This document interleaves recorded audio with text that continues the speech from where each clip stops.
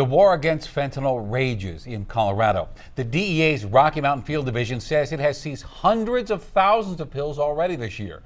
And for years, Denver 7 and Scripps News have been tracking fentanyl deaths and poisoning of babies and young children to shine a light on some trends that, well, might save lives. National investigative reporter Lori Jane Gliha joins us now to continue her ongoing series, Poisoned, Fentanyl's Child Victims. Yeah, Scripps News has been sorting through more than 400 cases of child fentanyl poisonings.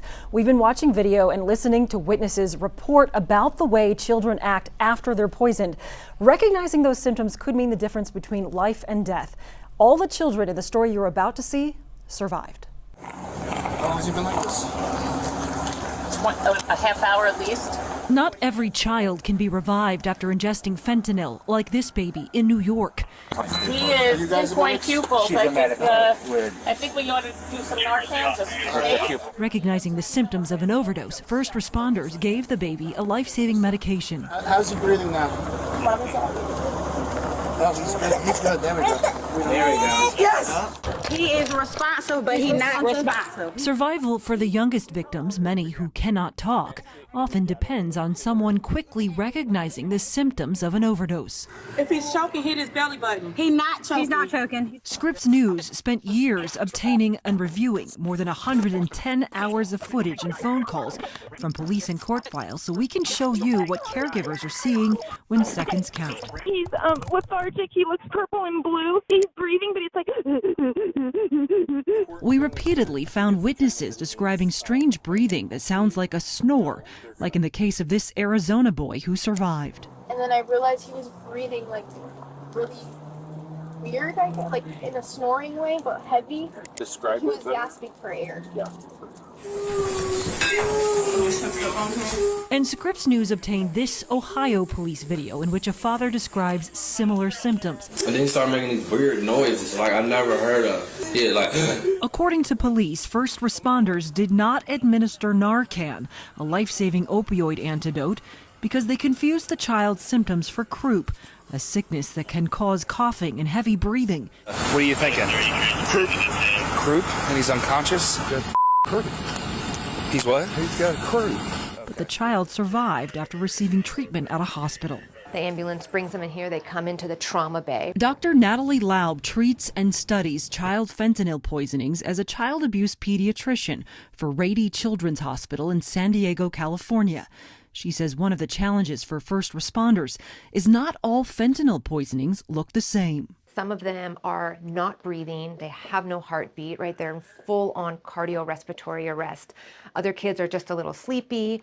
Some kids just need a little bit of oxygen. Some kids have no symptoms at all. No symptoms at all. A surprising discovery Dr. Laub's hospital made about 5 years ago after they added testing for fentanyl during standard drug screenings. They saw an unexpected number of positive tests in children who had shown no symptoms. Usually when we think about fentanyl, we have this picture in our head of someone passed out, not breathing, very sick, right, needing life support. So it came as a total shock. So they started looking further into the numbers and found children they tested living in homes where fentanyl was used or distributed had the drug in their systems more than 80% of the time, even when they didn't show visible symptoms. So what does it mean when a child comes in and doesn't have any symptoms but tests positive for fentanyl? Is that a scary situation for you? It's very scary for us because what we know is the line between life and death is probably very, very small. So what you're finding, just so I understand correctly, is way more children than we know are on the brink of death. Way more children than we know are absolutely on the brink of death. This at a time when a separate study at poison centers across the country found the severity of non-fatal exposures is increasing. Researchers examined fentanyl exposures among children, specifically those who survived. They found cases involving children younger than 12 went from 37 in 2015 to 379 in 2023. That's an increase of more than 900%. Denver-based researcher Dr. Joshua Black helped conduct the study. If you could be sitting with a parent today and tell them about the importance of your study, what would you want them to know?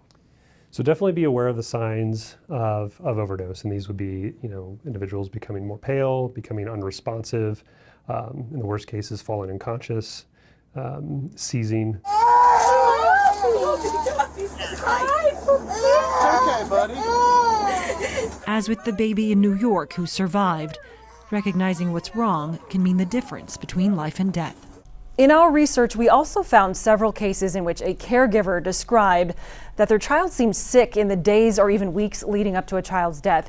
We may never know if those were early warnings, but one researcher told us the number of children with fentanyl in their systems is likely higher than we think if they're living in a home where illicit fentanyl is being used. As a parent, Lori Jane, this is also hard to watch and shocking.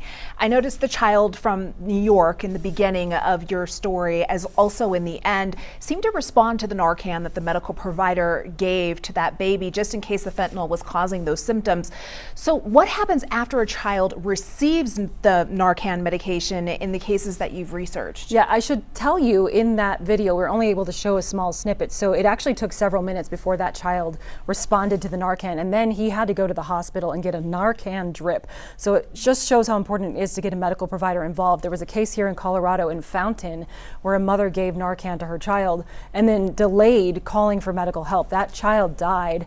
There's no way of knowing whether the medical intervention sooner would have helped that child, but it just proves the point that it is important to make that step. More may be needed. This story is just one part in your investigative series. So what can we expect from future reporting when it comes to fentanyl in children here in Colorado? Yes, so we had recently highlighted 2 separate deaths of Colorado children here in the state. And what happened in those cases is there was a communication flaw between law enforcement and child welfare offices.